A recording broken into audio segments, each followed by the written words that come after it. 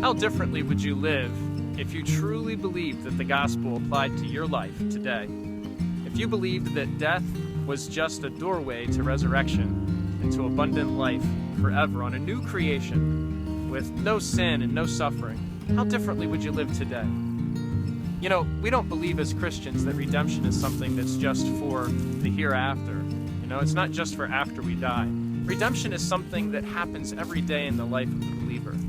It changes the way we live our lives. A couple days ago, Isaiah and I were out for a long training run here at Pocahontas State Park in Chesterfield, Virginia. We came across the Gill Dance Cemetery, which I'm kneeling in right now.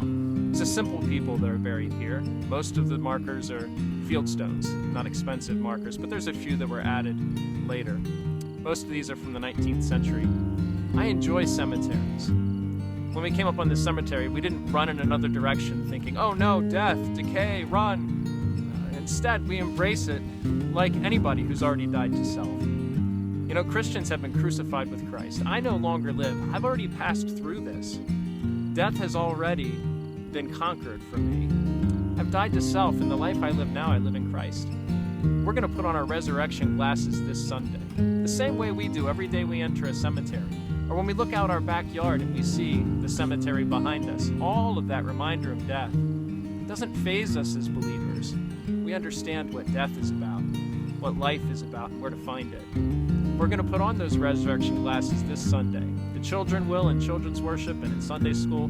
We'll do it in worship and in the sermon as we talk about how our lives would be different if we really lived as if the resurrection were absolutely certain. And it is. This Sunday, Easter Sunday, we'll celebrate the resurrection of Jesus Christ together, and we'll look at how everything changes in light of his resurrection and our pending resurrection. I hope you'll join us this Sunday at the King of Prussia Church of Christ as we put on our resurrection glasses and view life anew together